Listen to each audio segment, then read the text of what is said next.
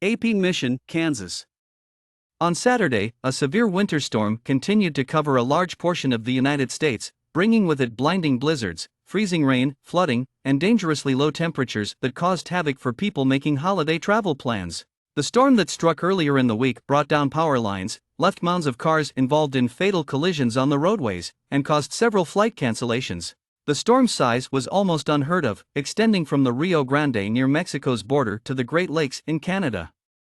According to the National Weather Service, temperatures fell sharply below average from east of the Rocky Mountains to the Appalachians, affecting around 60% of the country's population. The meteorological agency warned that the Arctic temperatures and strong winds would result in dangerously cold wind chills across most of the central and eastern U.S. this holiday weekend, and that they would present a potentially life-threatening hazard for travelers that become stranded. It stated that going outdoors in some places could cause frostbite in a matter of minutes. According to the website Power Outage, which analyzes utility reports, power outages that were still affecting more than 1 million homes and businesses by late Friday added to the problems. More than 5,700 flights inside, into, or out of the United States were canceled on Friday, according to flight tracking website FlightAware, as millions of Americans were flying ahead of Christmas.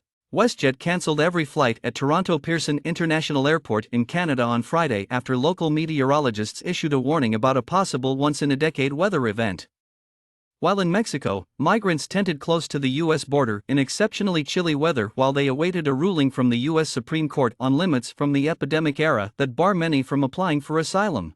Forecasters reported that a bomb cyclone, which occurs when atmospheric pressure rapidly decreases during a powerful storm, had formed close to the Great Lakes, causing blizzard-like conditions, including severe winds and snowfall. Even residents of Florida were prepared for abnormally frigid weather for the holiday weekend as rare freeze warnings were issued for significant portions of the state. Although there were many more persons, Faith Fowler, executive director of Cass Community Social Services, which manages both institutions, said that it was not an option to turn anyone away. As snow, freezing rain, ice, and extremely cold temperatures descended upon the region, emergency weather shelters in Portland, Oregon, issued a need for volunteers due to high demand and staffing concerns. The National Guard will be sent out, according to South Dakota Governor Kristi Noem, to help with snow removal and transport wood to the Oglala and Rosebud Sioux tribes. Wayne Boyd, the president of the Rosebud Sioux, said, "We have families that are way out there that we haven't heard from in 2 weeks." She stated on Friday, "We're just trying to see the positive side that they're still coming and they didn't forget us."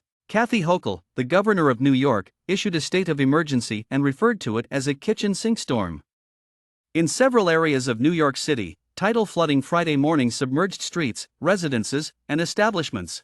On Friday, some downtown Boston streets were flooded as a result of rain and a high tide.